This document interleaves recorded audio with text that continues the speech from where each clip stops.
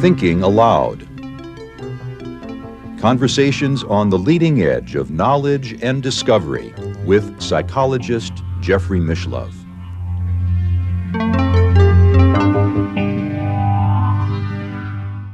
Hello and welcome. I'm Jeffrey Mishlove. Today we are going to explore the search for UFOs. My guest is Cory, who is executive producer and founder of Omnium Media. She is the author of The Visible and Invisible Worlds of God and The Divine Plan, which is now in its 4th edition.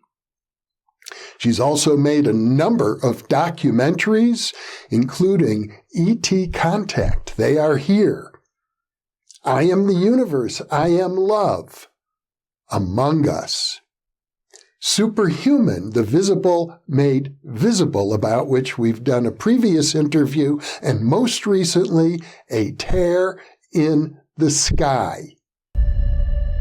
Nobody's ever done this as far as I know. It's a huge amount of work, a huge amount of data and equipment. That has never been done. Whatever this is more complex than we could ever imagine. This is a first in the field of ufology. The variety of devices we're bringing as a team to study the phenomenon covered an entire spectrum of different technologies in real time. That moment shook me to the core because I knew my life was about to change again. I think we're going to have like a couple of really, really good spots. When I hear that you've assembled a team of top scientists using state-of-the-art equipment, I say to myself, it's about time. This is an unidentified, unclassified new phenomenon. Wow, tic-tacs. Basically, Maybe tic-tac. Maybe. Caught on our cameras. Yep. That's incredible. We can go from body heat to very cold, like about minus 62 Celsius or minus 80 Fahrenheit. Wow. We will be transmitting data up to 800 terahertz in frequency. Our highest technology is up around 500 gigahertz. I can't tell you how much I'm looking forward to seeing what you've uncovered.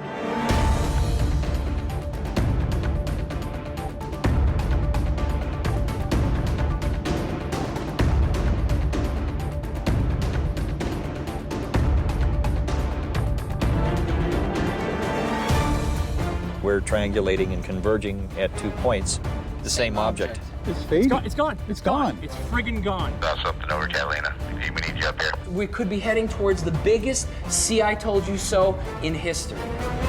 That's what we need, the smoking gun that'll clinch it. That once and for all will settle the debate. No ifs, ands, or buts. And in the process, rewrite all of human history. You guys, is this the wormhole? It's insane.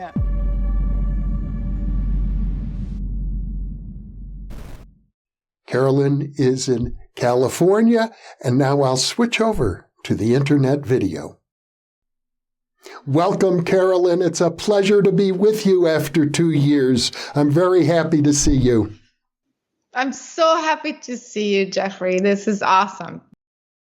Well, you've been quite busy, and I think the first thing that we can say about your new video, A Tear in the Sky, is that it's an innovative approach. You've done something that, to my knowledge, and I might be wrong, but to my knowledge, it hasn't been done before, to set up essentially 3 different teams of people to try and get a triangulation, a fix on a unidentified aerial object or phenomena. Yeah, absolutely. You've seen in my previous films, I always want to do something that no one's done before. That's kind of my signature. The same thing with the UFOs, you see so much material out there, but to me, I'm focusing on the solution. And so we know there's a problem. We know there's, people hide secrecy, but what can I do to kind of add to the story. And I thought the best way is to do a scientific approach. And like you said, no one's done anything like this before. So we went all out. We hired this team with scientists and Navy personnel and with a crazy amount of instruments, as you saw. And in order to achieve scientific results, you have to think of correlations, you have to think of triangulation, you have to think of over a period of time, and that's exactly what we did. Well, I'm very interested in going over the details, but I think it would be so useful for our viewers, before we get into that, to talk a little bit more about your background, because as I understand it, also from your books and films, you have a deep personal background in both extrasensory experiences, spiritual experiences, and a strong familiarity with the concept of alien contact. Yes, absolutely. Well, it started for me when I was very young. I was 5 years old, and I had a spontaneous interaction with beings. They just kind of showed up, and we started communicating telepathically. It was just an exchange of thought. And of course, I'm 5 years old. I didn't question it. I thought, oh, well, everybody does that. There's nothing special about me or about this. Especially that it felt very familiar. It felt very good. It was very loving and sweet. So I kind of kept it to myself, but I kept thinking, how did this happen? How did this happen? What did my brain have to do to retrieve information that nobody was like speaking in my ear, or other people could not see what I was seeing? So because of this questioning, I decided I got into the field of consciousness, the mechanics of consciousness. But of course, when I got to school, I thought academically I should do something along the same line. So I went into psychology with a minor in philosophy, but especially, as you well know, you're a psychologist yourself. Psychology is the mechanism of the mind. And so, but honestly, these experiences were so beyond any sort of explanation. And I kept having these experiences. So I would know of something before it happened. I would see things on the other side of the wall. I would kind of know the root cause of someone's illness, even though they never said anything to me. So how does that work? And so I kept kind of digging into this whole subject of consciousness, and I ended up developing methodologies for healing, for consciousness expansion, because the biggest thing I think that people struggle with is the discernment, is the guidance. Like, how do you know for sure that you didn't make this up? You don't have instruments, that are measuring your brains or whatever you're seeing. And so because of that, it takes a long time to really master this discernment and the guidance and how it all works. So 20 years later, working with hundreds of people around the world, having extraterrestrial all sorts of contact experiences myself, and with others, and doing regression therapy with so many people. This stuff is real. We're getting validation. We're getting proof. And so then I thought, we need to start bringing this to the mainstream. And that's how I got into the film. I started making films about all of these subjects, trying to do live, on-camera demonstrations and scientific experiments to bring that validation more to the world, because I was 100% convinced, and there's so many, as you know, around the world that know this is a real phenomenon. Well, I have seen on your website a whole series of seminars and workshops. So I'm under the impression you started out as an experiencer. You got, I think, a master's degree in psychology and counseling. You began offering seminars and workshops and then moved into documentaries and books. Yes, exactly. And so when I started to understand what my brain was doing, what my consciousness was doing to manifest something, to be able to see something, to remote view, to bend spoons or whatever, or telekinesis, then I started to, create these methodology, classes and books as well. And I started teaching. So all the workshops now, all the classes, I have about 600 classes and sessions on my website. It was very beneficial because it attracted a lot of people. And then I started teaching them to be able to teach others. So that was very helpful as well to see that methodology being demonstrated and validated over and over. So I'm very happy about that. And then, like I said, the average person would be like, yes, but how do I know it's real? And da, da, da. So that's the reason why I said the only way is films, make a film. And so I had been also in drama school and have done some film work before, but not professionally. And then I got into it. I was like, I'm going to focus on that field and just bring the two worlds together.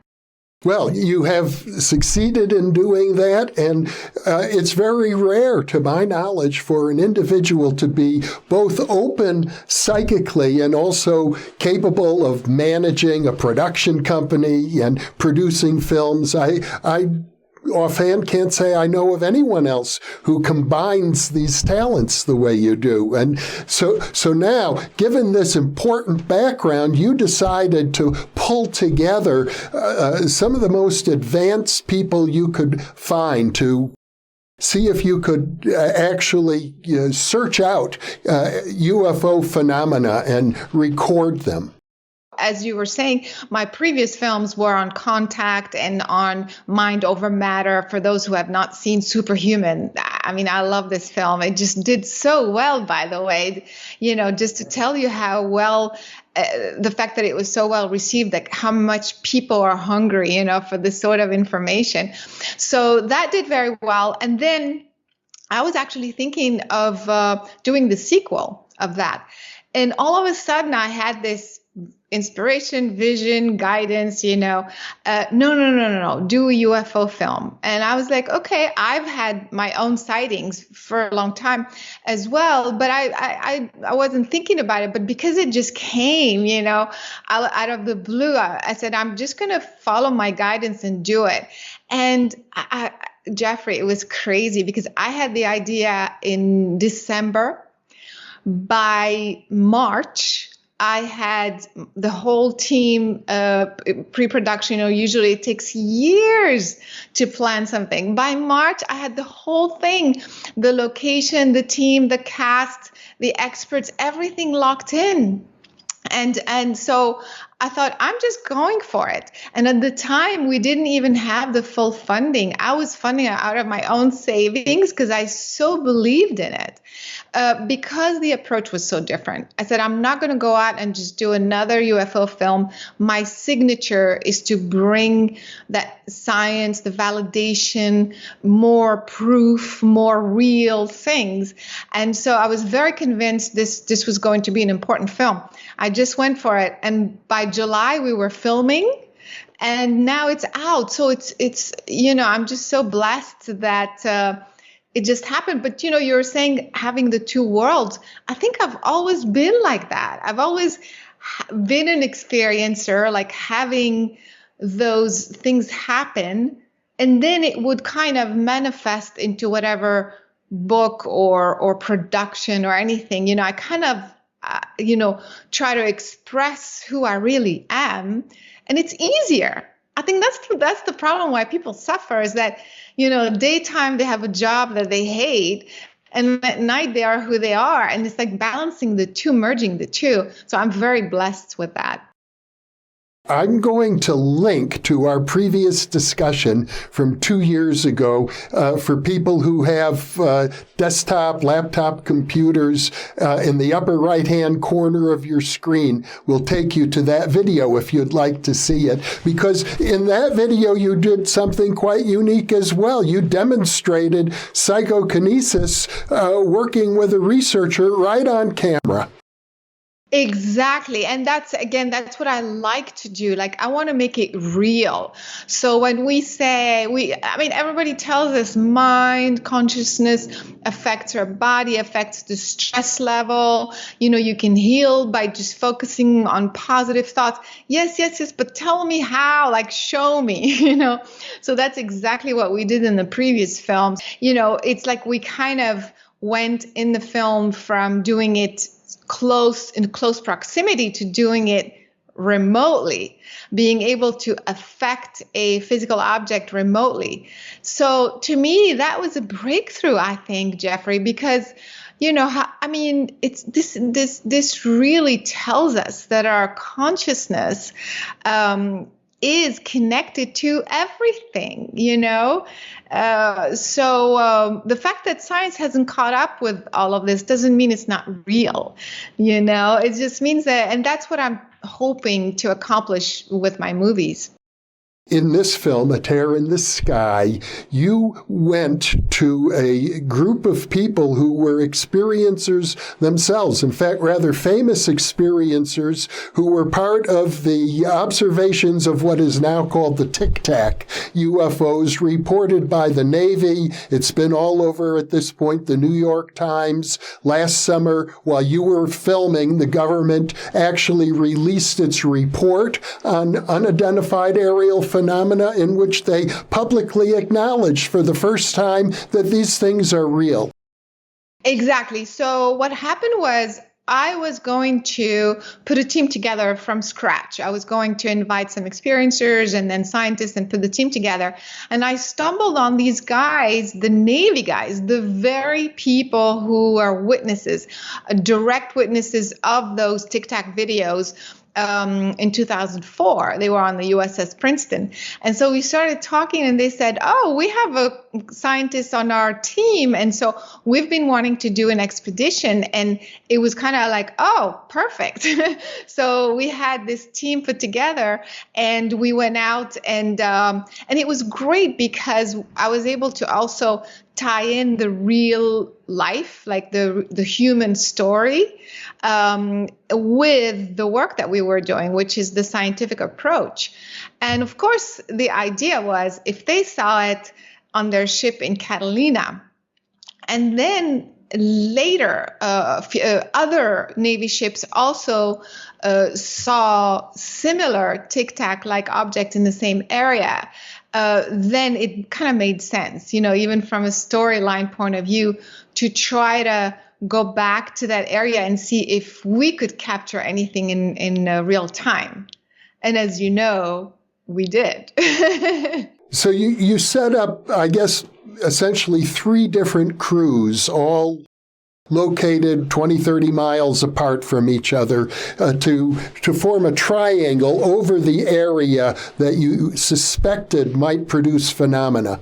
So we had one team, the main team, on Laguna Beach, so on this side of the shoreline. And then we had another team in Catalina Island.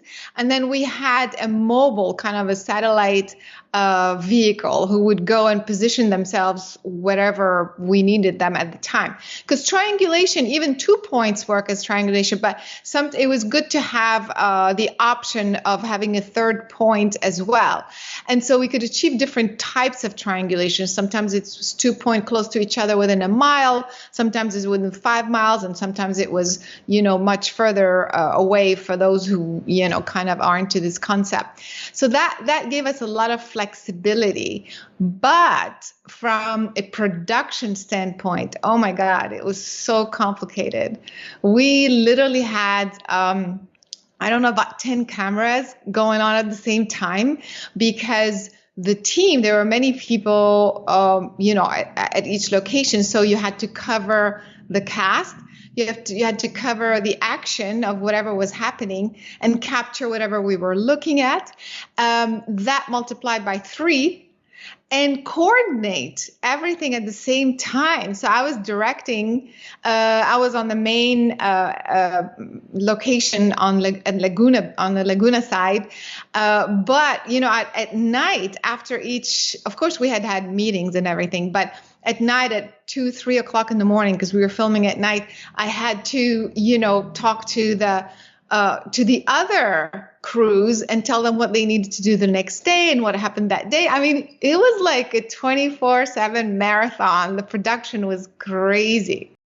And you had basically 1 week to see what you could capture, which is relatively a short amount of time.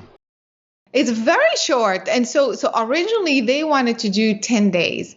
And, I was paying the bills and I said, you know what? We've never done this before. We don't know what to expect. Let's just go for 5. And if nothing happens, we'll see if we can extend it.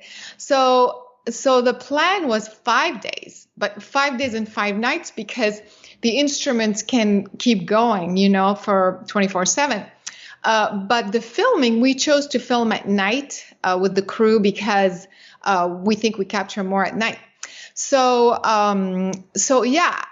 what are the odds, that in 5 days we would capture anything? So, this is where my other skill came in handy. I was like, what am I doing? Oh my God. I better kind of like really, it was very exciting. Like I said, things were flowing. But as we were moving forward in the production, I really had to sit and talk to my guys and say, okay, this is a lot of work. It's a lot of, investment and effort and energy. Give me something, like something that we would capture on camera. And I knew it was going to be July 14th. And so we scheduled the filming that week. So I think from the 12th to the 16th. And sure enough, on the 14th was the first sighting, which was not bad, but then it got better and better and better until we ended up capturing a crazy amount of hours of data across all kinds of devices. We're talking the regular cameras, the night vision, the FLIR cameras. The FLIRs, for those who know, it's a whole new different range of infrared. So we had 8 of those to cover the entire sky. Each one is like $50,000. And so it was a huge amount of equipment recording the data 24/7. And at the same time, we were seeing things, there were more things being recorded. Does that make sense? So finally, at the end of the 5 days, I was somewhat happy. I was like, okay, this is not so bad. We captured especially the one that looked like a tic-tac. That was pretty insane. But then, of course, as we continue looking through the data, we find this incredible thing at the end of the movie. I don't know if we should spoil the surprise, but I was more than happy with what we've done. We literally captured something that no one can figure out. We're talking about scientists, we're talking about NASA, we're talking about those types of people looking at the sky 24/7 with very sophisticated equipment telling us we don't know what that is. So that's interesting, right? You had, amongst other pieces of equipment, radiation detectors. Yes. Radiation. So we had registering radiation from 2 different devices based on 2 different technologies. So when these 2 correlate, that's even more validation. And so what was fascinating is we would get those radiation spikes exactly correlating with a specific sighting. And we're not talking about, so usually I think radiation on Earth is around 2 MeV. Sometimes it goes up to 8, but the spikes that we were registering was 32, 42 MeV. That's pretty insane. That's a lot of radiation. And so to correlate with exactly an anomaly, so it starts to be fascinating. Now we are collecting real data in this phenomenon. And think about this. We were there 5 days.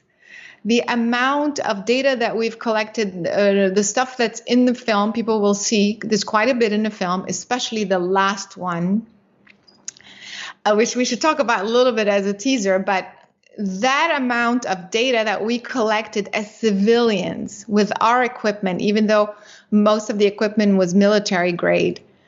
But in 5 days, we collected so much. Think about what the government must have,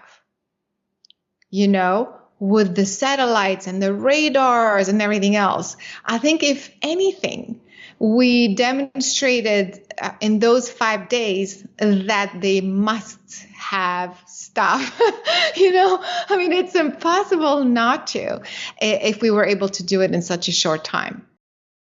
I imagine it's going to take a long time for the scientists and researchers involved to process all of that data, although your documentary has come out and it's fascinating. I want to encourage our viewers to watch it. I am under the impression that in the whatever scientific literature is available in this field, and I know it's limited, nothing has yet, to my knowledge, been published.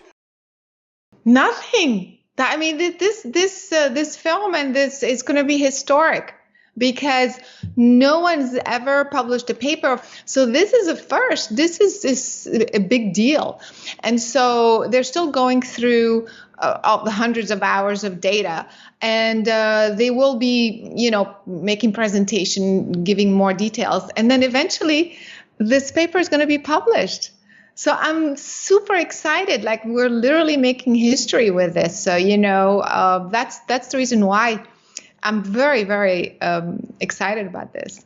Of course, the LAX airport is right there on the coastline as well. And as I recall from your video, you had people tracking all the conventional air traffic going on in the area so that when you did sight other anomalous objects in the sky, you could rule out any kind of conventional Earth-based aircraft.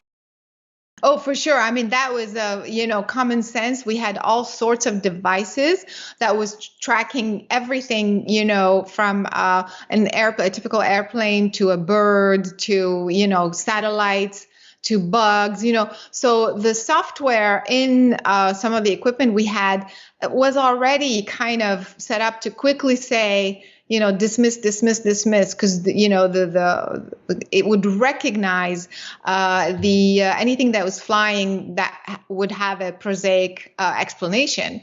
So that we definitely, plus, we had that software and this technology, but also the scientists going through the footage themselves manually could also, rule out any simple explanation like that. So, yeah, and that's the reason why the things that we ended up showing in the film has been looked at over and over. Okay, this thing is going against the wind and it's going sideways. You tell me what propulsion system does that. It's not a balloon. It's not, you see? And also some things that were behaving very strangely were falling, literally raining down. And of course, the finale, this thing that it was after the fact. Again, as we were looking through the data, we're like, wait a minute, what was that? Wait. So it was literally an opening and closing with, physical object and, in it. So that's the big mystery right now. What have we discovered? What did we, tap into? What did we record and measure that does not match anything that NASA knows or whatever equipment, the tracking the skies, does not match any solar flare, does not match any radiation coming, cosmic radiation, does not match anything that would explain it. So what is it? and it's all in the film, measured, recorded, shown, and also we have control, the before when it happens and the after.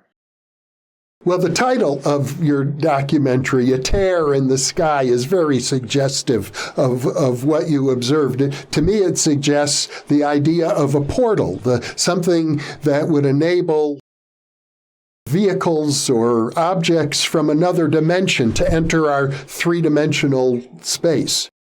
Well, exactly. But guess what? I called the movie A Tear in the Sky 2 years ago. Oh. I started out, I was thinking, what am I going to call this movie? I had no idea what we were doing. And, of course, a part of me must have known. And I'm always fascinated with the fabric of space-time. Again, I like to know how things work. So if I see something, when we were looking at UFOs or something happen, I want to know not just the technology. That's one thing. I want to know what universal law, what in the fabric of our reality itself, what did it do to allow that? That's what I'm interested in. And so I always feel and sense that the energy field around the planet, the magnetic field and the energy field is geometric. It has patterns, just like our physical body has, a geometric shape. Our energy field is also geometric. It matches certain points and meridians and things like that. So it's a little bit the same for the planet. So I always think and I feel that must be the truth. And those points, if you will, there are points within this geometry, like the vertex points of these geometric patterns must be nodes.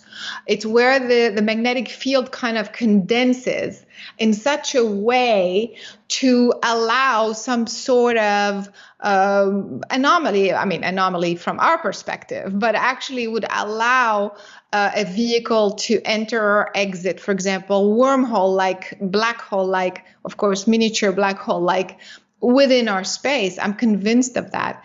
In fact, I did a lot of research on that, and I've found other people who looked into it as well. And so I want to prove that because I think that explains so much, not just UFOs. It explains all sorts of, telepathic contact, because those nodes are in resonance, they're resonant. And so I think this is how space travel is happening and so on and so forth. And so that's the reason why when I was going to make the film, I said, it's not just about the UFOs. It's about the universal laws. Like, what would make something like this happen? It's got to be those nodes. So I called it, node doesn't sound very nice for a movie. So I said, a tear. It's like a tear in the sky. And sure enough, 2 years later, when we're editing, we're like, so I had to film myself say a tear in the sky when actually I knew it was done 2 years ago. So that's kind of fun. I would think, Carolyn, the fact that you've had this telepathic contact with, I think you would describe them as alien or extraterrestrial beings since your young childhood had some role in the evolution of this documentary. Oh, 100%. I don't know if they're extraterrestrial in the sense of, because they weren't material at all. Like, they didn't have a physical body or, a material form, or even a form. It was more like light. It was a very vague kind of form. And so, but it was more consciousness. It was kind of a group of consciousness. So, and they also, one of the things that happened to me when I was 5 is not only that it showed me that I could see and sense the subtle energy. That's what was happening. I could literally see them, hear them, sense them, and see how they were transferring energy into my brain as language, telepathic language. So, but one of the things they said was, we're going to be with you the rest of your life.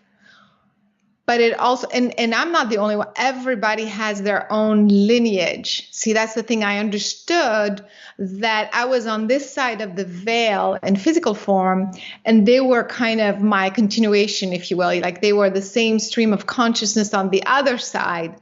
That's why it was so familiar. They were familiar. And so that connection is never severed with that lineage. And so what happened was they said, all you have to do is become conscious. That's why they wanted me to remember that experience, to be conscious of what's happening to you right now and ask. You have to ask.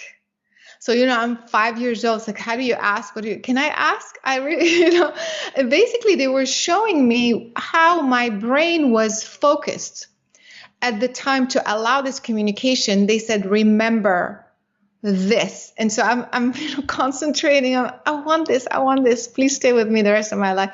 And boom, I know that was the purpose of that experience. And it's been guiding me all along throughout my life. Well, I know that there are groups here and there who are involved in what is sometimes called human-initiated contact. People who go out into the wilderness typically and try to invoke lights in the sky and maybe even things beyond that. I did a 10-year research project with such an individual who produced a UFO that was seen by hundreds of people, videotaped and photographed. And as he predicted, the photograph was published in the front page of one of the local newspapers back in 1976. So in most of these cases that I'm aware of, like yourself, people have had an ongoing sense of communication with beings that are typically not described as extraterrestrials, but maybe extra-dimensional. Definitely extra-dimensional, and definitely not, I want to say local. They're not material at all. And it's not the typical ETs that you hear about. So, and I feel that another purpose of me having that experience is to talk about it eventually. Of course, I never wanted to talk about it forever. Even though when I started teaching, I never talked about my experience. It was later that I understood that, wait, that's part of, it's okay to tell that the world that that's what's been happening, because that's the truth and people can take it or leave it.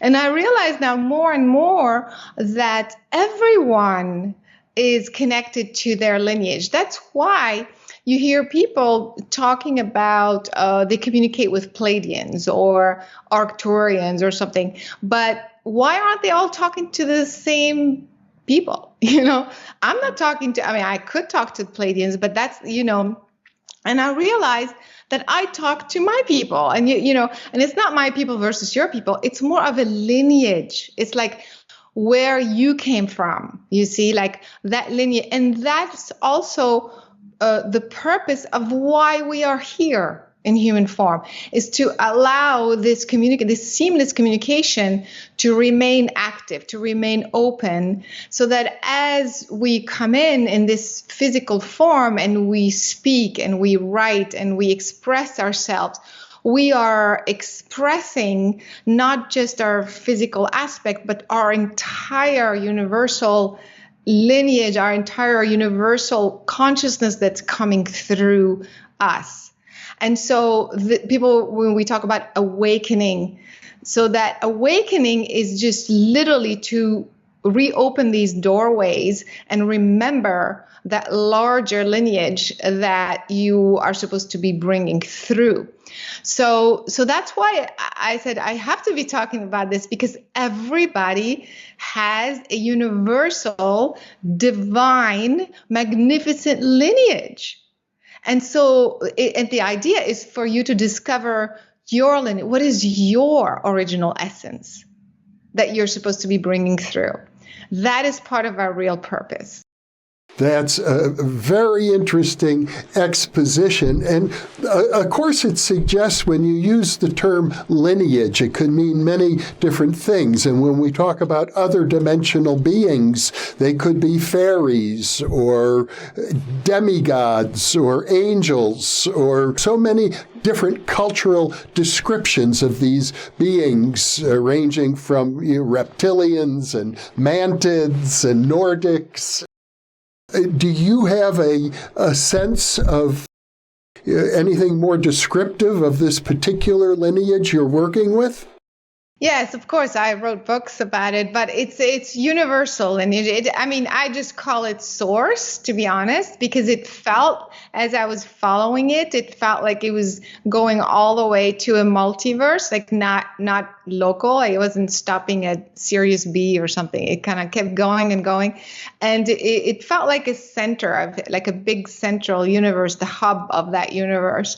And so that's what this lineage comes from. Mm-hmm. So the idea is, as you remember, as you open up to that particular lineage, you start to integrate it into what you do every day. And so the more conscious you become of it. And so as you express yourself, writing a book or making a film or teaching or speaking or just being a podcast host, or it doesn't matter.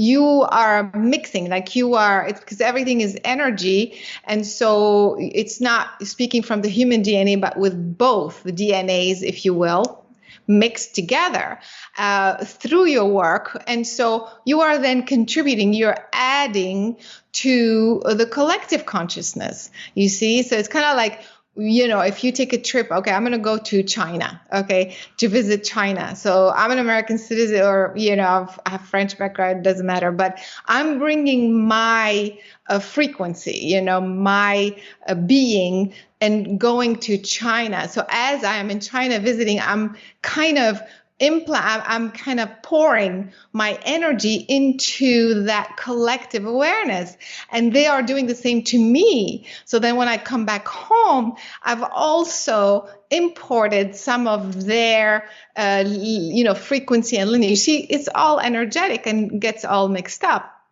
And so that's the reason why we are here to bring that universal awareness through what we do to contribute to the human evolution, is the way I look at it. Well, it's beautifully put. It seems as if you're suggesting we live in a pluralistic universe. There are many, many different kinds of consciousnesses in this universe, but ultimately they all lead to, I like the word you use, source. Yes, it's exactly that. And that's the reason why the more you become aware of your original lineage and source, the more you feel, you experience on a cellular level that it's all one, that everyone comes from the same place, everyone is connected, is made from the same fabric, that consciousness is fundamental. It's from consciousness that all the different life forms emerge. And so we share this basic fundamental substance that is consciousness, and it's on a multi-universal level. And so when we talk about oneness, and it's not just this kind of thing out there like a concept, it's a real thing, that is science still needs to catch up on that. Well, I agree wholeheartedly, Carolyn, with everything that you've said. I think it's beautifully put. I think it's wonderful that you're able to combine your own inner intuitive awareness with such practical work in the world. So I want to thank you once again for being with me, and I hope we have many more conversations in the future. Absolutely. This was a pleasure. It's always good to see you. I love your work. I'm a big fan. And so you too, good luck with everything. And thanks so much for having me. It's a pleasure to be with you. And for those of you watching or listening, thank you for being with us.